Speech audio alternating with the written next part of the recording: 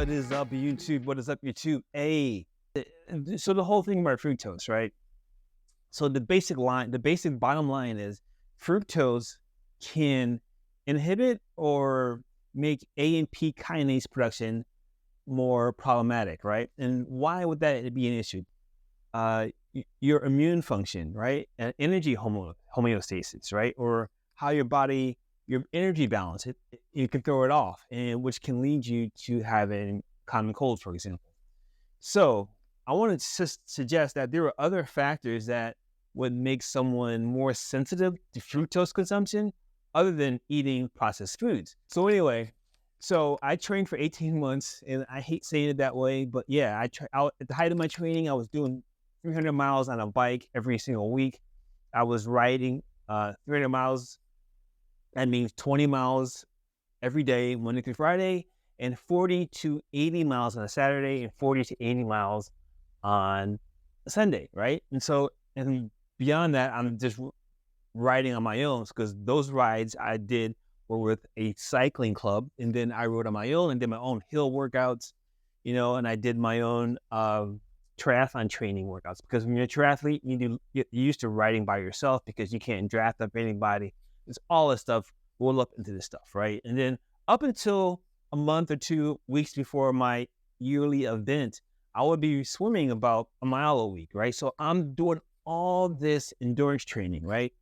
And so for those of you that want to be able to quantify 300 miles a week, so riding 20 minutes or riding 20 miles is about 1 hour, right? So on some rides, if I have a 100-mile ride, I'm going to be riding for 5 hours. I'm going to be out on the road riding for 5 hours, right? So that's how that computes into 300-mile riding week. And if I'm running probably 7-minute miles when I'm training at the most, right? And sometimes I'm running, 5:30 miles. So maybe one may be no longer than, if it's less than 7 miles, less than an hour, right? But if it's like a 12-mile run, probably when I first started out, I was doing 12 miles in about a little over an hour and a half. And so the point I'm trying to make is that endurance athletes tend to have higher histamine levels. So I asked my friendly ChatGPT-enabled app to help me explain this a little better, understand why people may have issues with fructose. Not because their diet's necessarily bad, but because they have high histamine, right? And they could have high histamine because their food choices are bad. They can also have high histamine because they're endurance athletes. If you want to check what I'm saying, there's this guy who had an issue with sepsis. He was a world-class cyclist out here in the West Coast.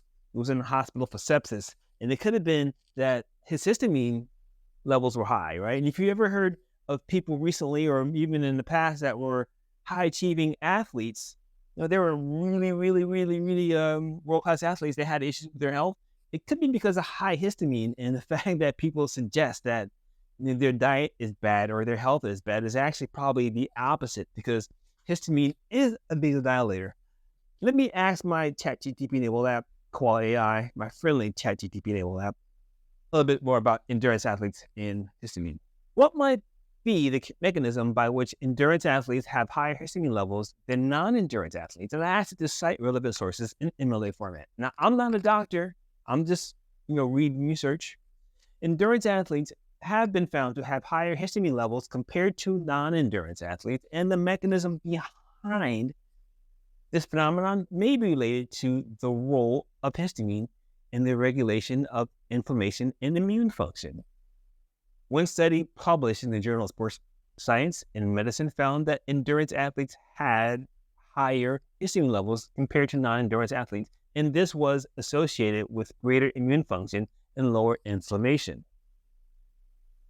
Neiman et al. 2015, the authors suggested that the higher histamine levels in endurance athletes may be related to the increased production of histamine by immune cells, such as mast cells and basophils, during exercise.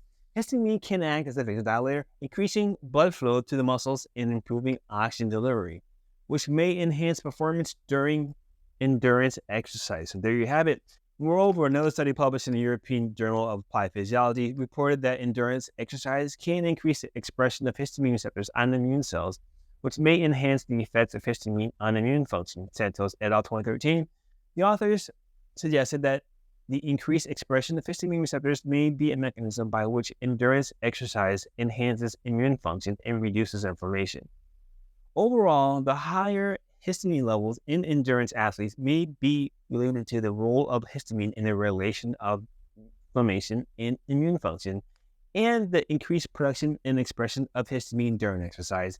Here are the sources from Neiman from 2015, the Journal of Sports Science and Medicine, and Santos from 2013, right, from the Journal of Applied Physiology. So I went on, is this not it? I went on to ask another question, right? And so I wanted to understand the whole situation around fructose and AMPK, right, and high histamine. So here's what the ChatGPT-enabled app, the friendly Koala AI, responded with. So my question was, how might people with high histamine have issues with how rapidly fructose consumption downregulates AMP kinase?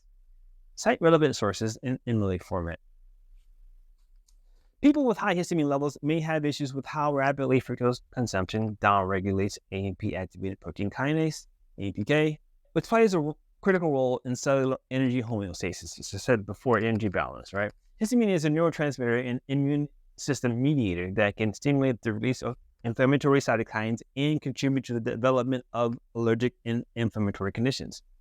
A study published in the Journal of Nutritional Biochemistry found that histamine can downregulate AMPK activity in adipose tissue and liver cells, leading to impaired glucose uptake and insulin resistance. Kim et al. 2016.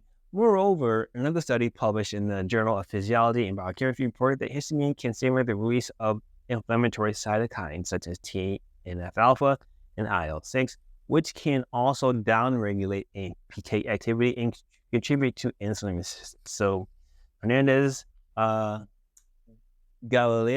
et al. 2018. I apologize in advance for any mispronunciations. Fructose consumption can also downregulate AMP activity, leading to an insulin resistance and metabolic syndrome. A study published in the Journal of Nutritional Biochemistry found that fructose consumption in humans is associated with decreased AMPK activity in skeletal muscle, liver, and adipose tissue, which could contribute to the development of insulin resistance. Therefore, people with high histamine levels may be more susceptible to the negative effects of fructose on AMP due to the combined effects of histamine and fructose and inflammation and metabolic function. We're excited from Fernandez Galilea, 2018, from Kim from 2016, and from Lanaspa from 2013. So there you have it. Those are the couple of things they're talking about insulin resistance on the far side of this thing, but AMPK in the meantime is affected by fructose, and AMPK in the meantime is affected by histamine. So we're not talking about the limit as it goes to infinity or one factor goes to zero. We're talking about on the way there, on the way to insulin resistance, on the way to some of these bad nutritional choices, you'll have histamine and fructose, right? And histamine and fructose can have effects on your energy homeostasis in the meantime.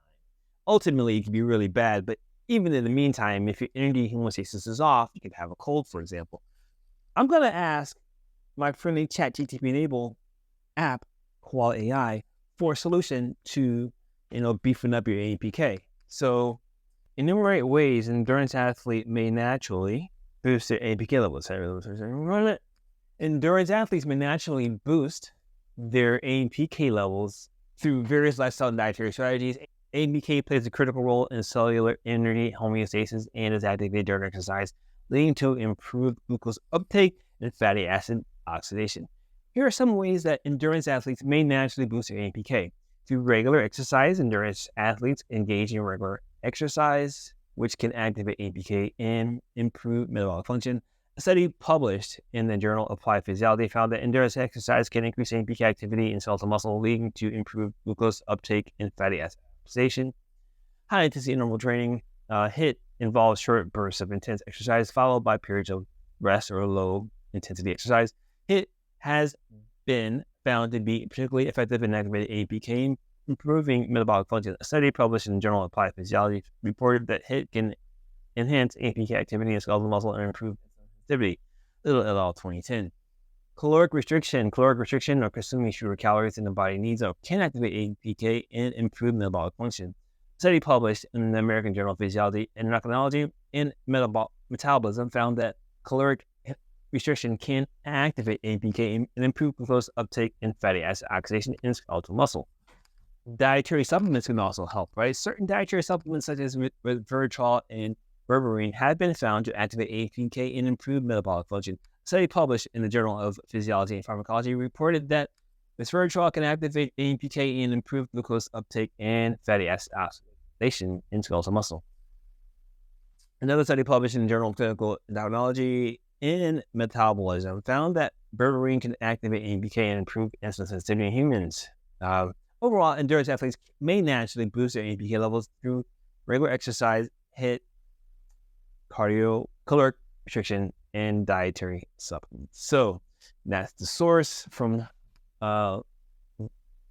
Little is the author. He wrote something on high intensity interval training. So anyway, as an endurance athlete, I know a little bit about fitness. And having been injured, I do know a little bit about wellness and recovery because I used to walk with a cane because I got hit by a car. Half my body was numb and I was able to recover from that. And thank God I'm good right now. Thank God you're watching this. Hopefully you don't have any issues with wellness. I'm Smitty. If you need help reaching your fitness performance goals or your wellness goals, seek a fitness professional. If you want help from me, there's resources in this video on this YouTube channel and at iHeartGains.com. I'm Smitty. I hope you reach your fitness goals, and I'll talk to you in the next one.